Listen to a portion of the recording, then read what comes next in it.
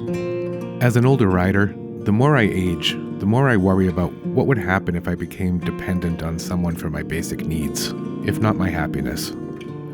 With my birthday coming up, it got me thinking about why I value riding alone so much.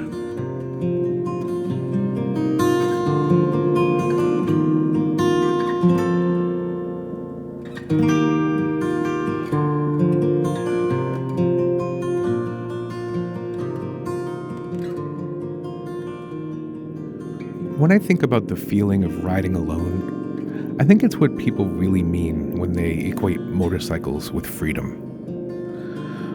When I left the house for this ride on my Triumph Scrambler 900, I didn't really intend to go more than 100 miles or so.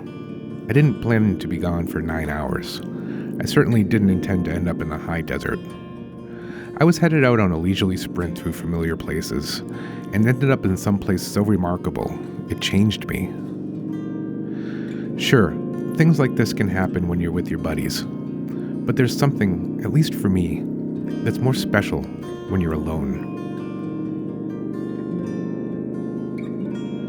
I enjoy the camaraderie of riding with other people. Plus, I enjoy the added safety factor of knowing someone's going to be there if something goes wrong. But there's a certain peace you can only achieve when you're by yourself. You know, when my friends say that they went for a ride and they didn't invite me, I don't ask why. I know why. Sometimes you just gotta go it alone. When I ride alone, I know I'm doing something right when all of a sudden I feel lonely.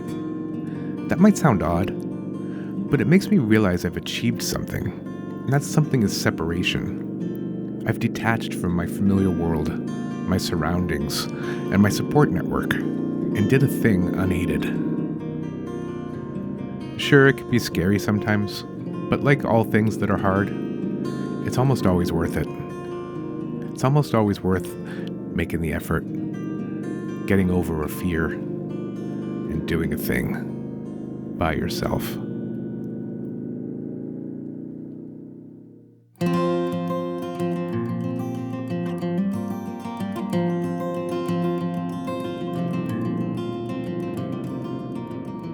Maybe I'm just selfish or some sort of control freak, but when I ride, I like to do exactly what the hell I want. So when I ride alone, that means I can stop exactly when and exactly where I want.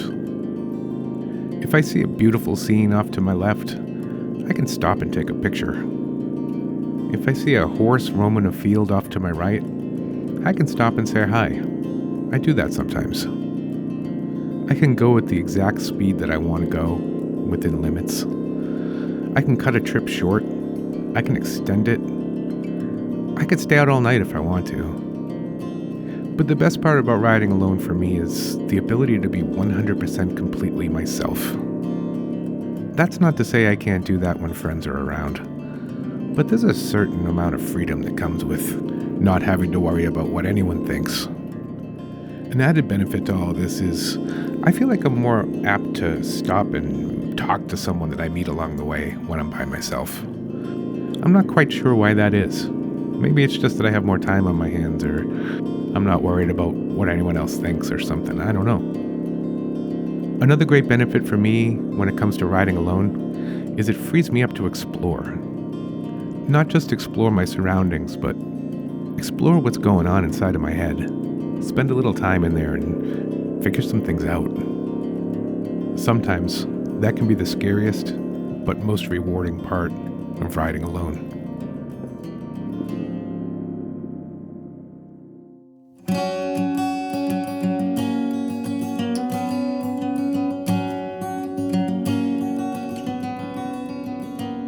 I don't have a bucket list per se, but if I did, one thing that would definitely be on it would be a solo motorcycle trip across the United States. I live on the West Coast, and I have a lot of family and friends back east. The idea of hopping on a motorcycle and traveling about 3,000 miles all by myself, stopping in seedy motels and camping and probably flat tires and who knows what else, there's very little else in the world I would rather do. I don't have the foggiest idea how to plan something like this, especially on my own. But I know it's something that my heart needs to do. Maybe I've made the whole idea of it too romantic in my brain, and it's just going to be one giant pain in the ass. But I'm kind of up for it. I don't think I've ever spent more than a day or two just by myself, on my own, in my own head. I'm not quite sure what that would be like, but it's something I've dreamed about for a long, long time. It's something I feel like I need to do before my time is up. And I feel like a motorcycle is the perfect tool for the job. And so while I probably won't get to it this year, winter's just around the corner, and that's plenty of time to plan what could be the most epic adventure of my life, all by myself, alone, just me and the bike. That's the plan. We'll see how it goes. And if you have any interest in coming along, sorry, I'm doing this one by myself.